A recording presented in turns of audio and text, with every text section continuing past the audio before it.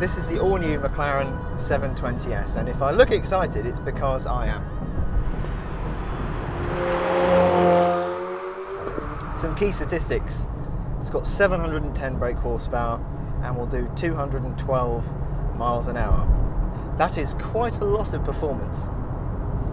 Now I'd like to say some clever things and talk you through the carbon fibre construction of the shell and, well, the engine, brand new engine, but it's very difficult to say anything clever when you've got 710 horsepower under your right foot. So allow me to demonstrate. Fourth gear at the moment, third gear, second gear.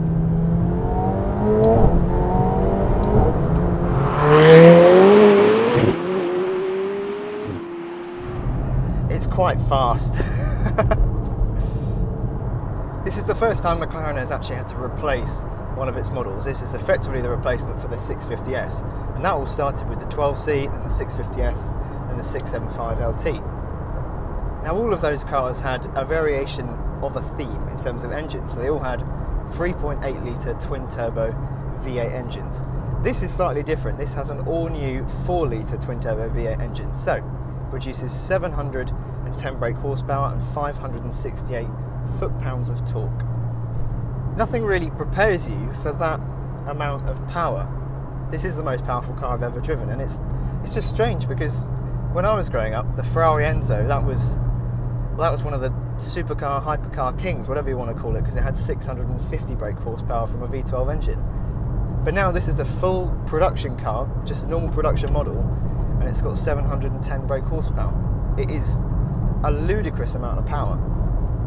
What's amazing is just how approachable it feels, and it's just very easy. I don't feel particularly scared. I know I should be, but it's just very easy to drive, very comfortable, very quiet. You've got amazing visibility. That said, I'm aware that the traction control light, whenever I accelerate, is coming on and off like some sort of Christmas tree decoration. It is working pretty hard, I'm not going to lie.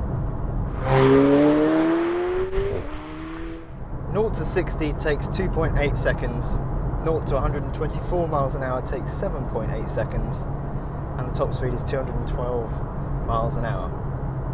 Now, aside from the engine, one of the really big developments is the chassis. It's McLaren's carbon monocell 2, and it's stronger, lighter, just better in every way than the chassis that used to be on the 650S. And also it's slightly easier to get in and out of now because the sill is slightly lower. The suspension has been totally reworked compared to the 650S, so it's double wishbones all round, but it's lighter and just better basically, and it weighs about 16 kilograms less in total. For the dampers are really, really special. It's part of McLaren's Proactive Chassis Control 3, and what that does is, well, there are no anti-roll bars. The dampers are hydraulically controlled, and they just operate completely individually of each other. So you're driving down a very, very bumpy road, and considering this is a mid-engine 710 brake horsepower supercar, it rides so smoothly.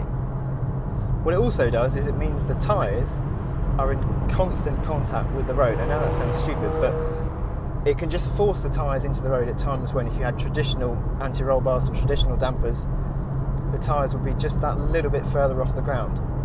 So it means you've got more grip and just more performance. There are 3 modes to this car. You've got Comfort, Sport and Track, and it's by default it's in Sport mode. So when you get in, turn it on, it's in Sport. And then Comfort is basically dialing everything down, so it's much more relaxed. You know, slackens off the dampers. That's the cruising mode. And then Track is the mode that is all out assault on everything, and it's actually quite terrifying. And while I'm not going to play around with it, it's got a new system called Variable Drift Control, and what that does is it allows you to select how much drift angle you want. So it keeps everything, traction control, stability control on, but it only intervenes once you get to a certain angle, so you can explore the limits of your car without killing yourself. Now, unless you're a real muppet, frankly, you're not going to get to the limit of grip on the road. I mean, it's just not possible unless you were going far too quickly. But what I like is that the steering is electro-hydraulic, and it's just so good. You can just feel what the car is doing, and this car just points and turns wherever you want it. It's got an incredible amount of grip. The gearbox is a 7-speed double clutch gearbox, and it is incredibly fast, as you'd expect, but it's also just very intelligent left to its own devices in automatic. It's not clunky, it's not cumbersome. And as I said, the shifts, when you put it in manual mode, are just, I mean, unbelievably quick.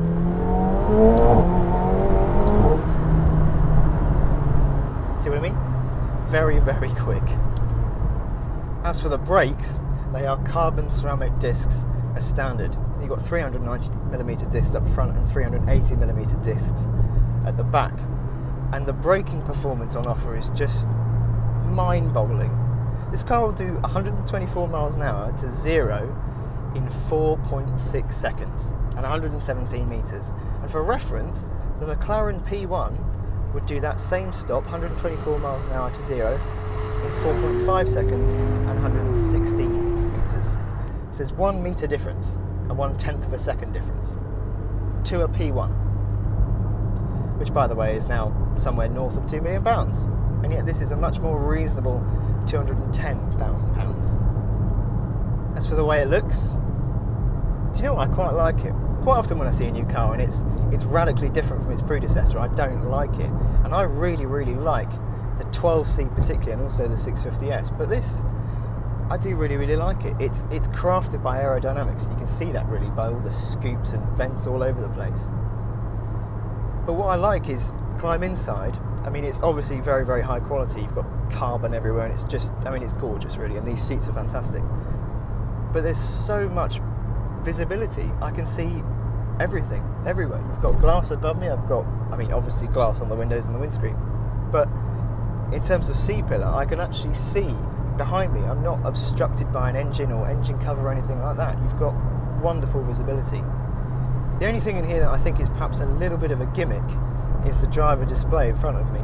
And I say that because, well, it folds down to give you a much more minimalistic screen, so you can just see exactly what you need. But for McLaren, when a lot of its ethos is around, you know, saving weight, I think as this model gets faster and faster, my guess would be that will be one of the things that will eventually go, simply because we've got an electric motor that controls that, so surely that adds weight.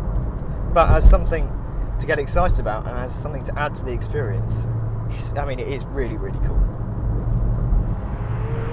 Now, I'm not in any way claiming to have mastered this car, but in the brief time I've had to get to know it, it just feels very, very capable, very comfortable, very easy.